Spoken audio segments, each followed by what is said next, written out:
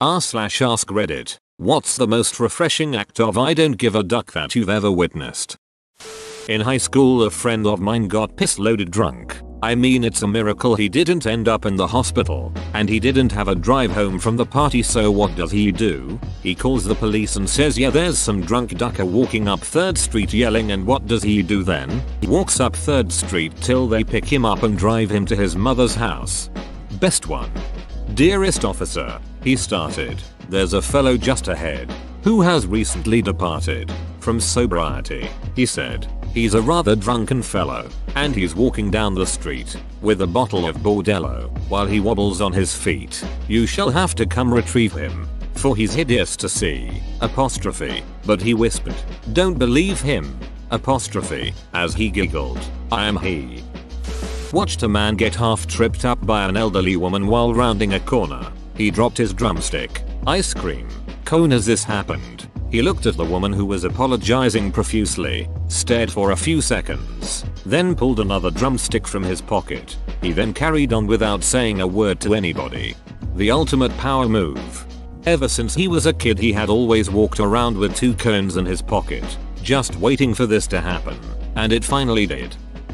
I was at the gym recently and overheard a guy talking on the phone to someone who I presume was his wife. The conversation went something like this: I just need another 10 or 15 minutes to finish up. Just another 10 or 15 minutes. Just another 10 or 15 minutes. Just another 10 or 15 minutes. Just another. Okay, fine, I'm leaving now. He then hung up and spent the next 10 to 15 minutes finishing up his routine. He realized he wasn't speaking her language. I'm on my way, while she hasn't even showered yet. Edit. Spelling is hard. Guy at my work making over 100k is getting shit for something stupid for the last time from this supervisor that nobody likes. He doesn't say anything, leaves all his shit, gets up and walks. 2 days later, he's got a raise and doesn't have a supervisor anymore. Whoa, that guy knew his worth to the company. That's a strong play. Make yourself valuable and you don't have to put up with other people's shit. A company will do what they have to in order to keep their best people happy versus having to try and replace them. Edit. Obligatory. I did not expect this comment to blow up. I made this at work of all places too, as many have mentioned, and I did not. This is not absolute. There are plenty of companies or other leadership that does not give a crap and will never see the value you bring. But if you do your part, then you've done that much at least, and you should feel just fine leaving for somewhere else. That's ducked up, was Comcast. Oh, good for him. The last sentence made me so happy. Went to the city court to pay off a ticket. I was upset because the wait was about an hour and a half plus. Who enjoys paying for a ticket? Finally my number gets called, and as I sit down at one of the desks, an older man walks in and sees the ridiculous amount of people waiting in the queue. The man says, duck it, I'll just go to jail, loud enough for some of us to hear, then walks out of the building.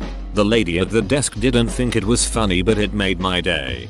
The people that work in courthouses are some of the most humorless sons of mothers out there. Really can't have much of a sense of humor after working with the dregs of human society, as well as all the people who get ducked over by the courts when that happens. Can't really joke about the domestic violence abuse victims who are there to testify against their abusers or whatever. Saw a kid playing in a mud puddle at a park. The dad was all, no buddy, you're gonna get all muddy. The kid slowly sat down in the puddle and reclined in it, dipping the back of his hair in the puddle, then sat up quick, whipping muddy water in the air like a Pantene commercial. That was my son. No buddy, you're gonna get muddy, he said. There's grime in your hair, and there's dirt on your head, there's slime on your clothes, and you're covered in muck, apostrophe, he said from his puddle. I don't give a duck. No buddy, you're gonna get muddy. My high school had what was a beauty pageant for senior dudes. It raised money for their prom. It was always in good fun. But one of the competitions was a swimsuit walk, and to keep things from going too far, speedos were banned. That did not, however, stop one guy from wearing his mom's bikini in front of an auditorium full of classmates and teachers. It was as revealing as one would expect, and I have no idea how nobody stopped him before it was too late. It took me some time to realize senior dudes were high schoolers and not elderly men. I did not realize that, so you're still ahead of me.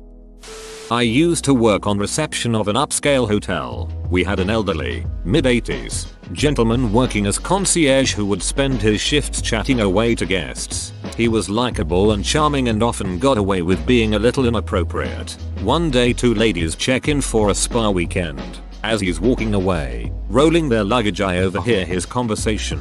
He asked them where they were from, and they replied Halifax. His response: "Oh, I once had violent sex with a girl from Halifax. Lovely little town." They laughed. Old people can get away with all sorts. Edit. For clarity, Halifax, UK, not Nova Scotia. I'm picturing Michael Caine working as a concierge. I'm picturing Creed Bratton. This happened years ago. I had just been at a club. This girl I was with, she wasn't a super close friend. We had some mutual friends, so we saw each other a lot but didn't spend that much time together. Anyways, she had popped some pills earlier and was pretty drunk, and we're walking to the train station because we're on the same line and it's almost 4 AM and we are both exhausted. She'd taken off her heels and is walking barefoot in the middle of winter and is talking about the time she broke her arm falling off the monkey bars in school. Suddenly she decides she wants to hit up this 24 hours burger place on the way to the station.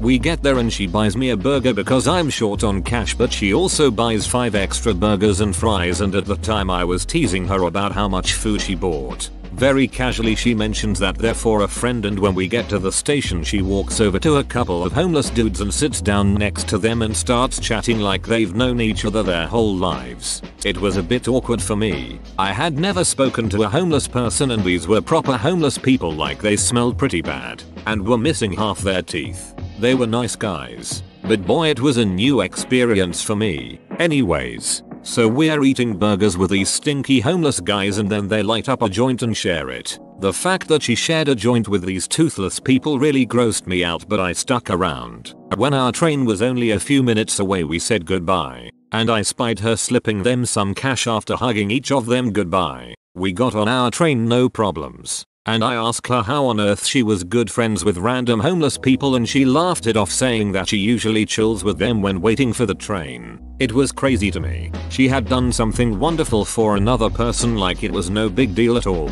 It really put me in my place when I realized that I would otherwise had never even looked at someone like that. She didn't seem to care at all about the entire exchange, and that moment sticks with me as an example of someone doing something good without needing any kind of validation.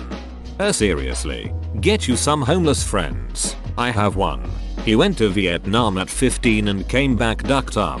His family is loaded, though. He's homeless all summer, fall and spring, but his family sends him to rehab every winter. One winter they couldn't find him, so they asked me to show them where he liked to loiter. 2 super old people. I think his siblings. I say sure, and they take my number for later so they can reach me after my shift. He had hung out by the restaurant I worked at and they knew of me. He told them he had a friend who got him socks and smokes and mentioned her, me, having a buzz cut. Anyway, shift ends and I get a call. They sent some kid in a Tesla to drive me around and look for him. They used me to draw him out and it worked. I'm walking him back and he's like, "Did they talk you into this?" Well, it was fun on the lam. Man, watch this. He spoke like the hippie from that 70s show. We get in the car and he taps me, so I look back in the mirror and he starts going off about not wanting to go and he's faking it all. Finally, he says to the kid, "You put a bounty on me. Man, you're the man. Now, you got the bounty, pay the hunter, man," and other things along these lines. He basically scammed his nephew out of a few $100 for me. We get back to the restaurant and the old people meet us in another Tesla. I get a few more monies for my help. When I left he was changing into new winter boots. He also winked at me and told me he'd see me next spring. Rick was a legend. Edit. Old Dirty Ricky is still alive, and since you all got me missing him, I called the restaurant and spoke to a buddy that still works there. Rick is less homeless now and has started dating the crazy cat lady. He hates cats. I know this, but he's sweet on her. Apparently, love finds a way. He also chased off a person who had stabbed a person sitting on a bench. He's the man. Now, I befriended a homeless guy in my mid-20s. I was a heavy drinker back then. On the scale of $150 to $200 in empties every month. One day I was loading them in my truck in the alley and I seen a homeless dude bottle picking in the garbage cans. I would see the guy like every other day. I called him over and told him I'm tired of taking my empties in all the time. I was flush with cash at the time and told him he could have them and that I would put them inside my back gate for him so I didn't have to take up space in my garage. Dude was in tears and very thankful. This was in a halfway shitty end of town. I and my neighbors had stuff stolen off him. I lived there 6 more years and never had another theft or break-in, and buddy always took the empties and would even give me a smoke if he would see me. Was on a ferry one day, standing next to a guy on the ledge. Guy was texting, dropped his iPhone into the sea. He just looked over for a second and pulled out some gum from his pocket and chewed on it and continued looking at the islands passing by. I looked at him once and he just shrugged briefly. Dude skipped straight to the acceptance stage. Zen master. I was driving behind a person wearing a hat driving their convertible with the top down on a nice summer day. For some reason they leaned their head out the car and their hat flew right off in the wind. Without missing a beat they reach over to their passenger's seat and put another hat on their head. Kept driving like nothing happened. Bill Mauldin had a similar story to tell about his grandmother. In his autobiography The Brass Ring, he says she was on a train as it was pulling away from the platform waving goodbye with her gloves held in her hand when she dropped one. Without missing a beat she immediately threw the other one after. Her reasoning was along the lines, if I recall correctly, that whoever found the glove wouldn't be able to use just one, so she might as well complete the set. Overly complicated way of giving out free hats. At a New England boarding school, there was a kid who can best be described as a modern Mark Twain character. He grew up living on a boat, didn't wear shoes to places if he thought he could get away with it, etc. He was expelled just a few days before he graduated, I think for drug use but possibly one too many alcohol infractions. With nothing to lose, he took off all his clothes and walked stark naked from the dean's office back to his dorm. I would love to read a book about him. The Adventures of Nodderberry Finn. We were at a party in high school, and my buddy is wasted. Some girl comes over and starts yelling at him about him telling his ex-girlfriend to duck off. When she was trying to explain why she cheated on him, he calmly stands up, goes over to my friend's refrigerator and starts looking around without speaking. The girl goes, "Are you even listening to Emmy?" from across the kitchen. My buddy then, like a rubber band snapping, pulls out a Kraft Singles piece of cheese and throws it straight at her and it hits her in the forehead. He walked downstairs to the basement and passed out like 5 minutes later. This is the content I live for. LOL reminds me of this one story at my school. This girl cheats on her boyfriend so they break up. That weekend he goes to a party and hooks up with one of her friends. The ex-girlfriend is also there and hears about it and freaks out on this dude. He is so trashed and high it's a miracle he is even standing, so he completely tunes out her screeching. The crazy ex then gets mad he isn't reacting and start beating on him as hard as she can. Slapping, clawing, etc. He takes it for a bit then brings his hand back and delivers a beach slap that would have made any pimp in the world proud. It absolutely rocked her and she went down stunned. He then proceeded to step over her, walk to the couch where he passed out. I never advocate hitting a woman or girl, but goddamn if that wasn't the coldest thing I've ever seen in my life. The sound of that slap. At a high school party where everyone was drinking underage and there was around 90 people. I'll never forget watching the cops pull into the driveway and seeing every single person take off sprinting into the cornfields. Rural area with a mile of corn 500 feet from the house. And with everyone sprinting away from the cops, one guy sat in a lawn chair and continued to drink his beer while everyone else was running around. I was watching it from the bed of my truck hiding. Go to finish that beer. Random question. What do cops do at house parties in the US? In NZ the only real thing they do, unless shit's really out of hand, is take away the speaker system after third noise control complaint or something. I think it's complaint, fine, take stereo. Went to one of the nicer theaters in town. A cool date night place that most people get moderately dressed up for. Place serves actual food, and it's good food too. Reclining, reserved leather seating, a bar, the whole 9 yards. There was a lady, mid-50s, early 60s, there with her husband. She was in PJs, wrapped in a blanket, carrying a pillow, and having her husband, dressed in khakis and a polo, collect tons of children's candy, and just sits down in her ducking cocoon of blankets and snacks. This lady is my inspiration. She gave 0 ducks about how out of place she looked, and just wanted to be comfortable in the theater. It was awesome. Living the ducking dream. I kinda can't wait to be old so that I can do stuff like this and have people think it's cute. If I showed up in my PJs somewhere now, people would just probably think I'm some lazy bum. And to be fair, they'd be right. But I worked in a crack cocktail bar for a while, and a guest was complaining that the drink she got didn't match her preferences. She was being rather rude and condescending, and wouldn't give anyone a direct answer as to what was wrong with the drink. A guest to her right asked, "What did you ask for?" She replied, and the guest, without hesitation, grabbed her drink. He finished it in one chug, looked her straight in the eye, and said, "That's exactly what you described, and it was delicious. Don't be a beach." We bought him all of his drinks the rest of the night. A legend that will stay in the minds of the serving industry. Love it.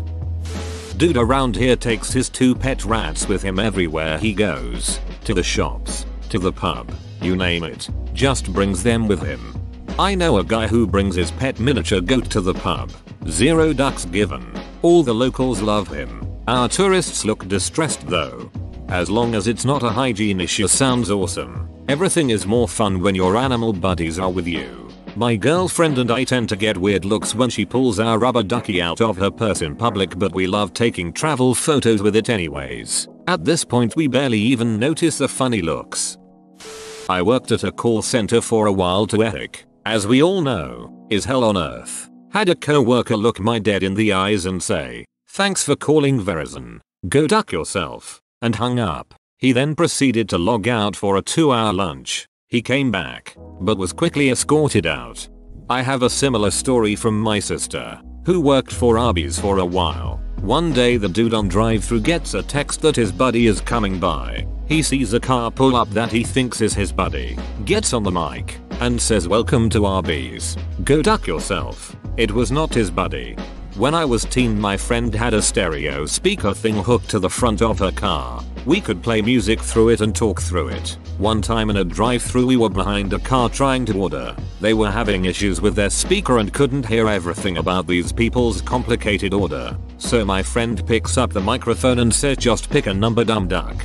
They drove off, parked, and went inside. When we pulled up to pay for our food, we could see them inside screaming at a poor girl at the register. We didn't do that again.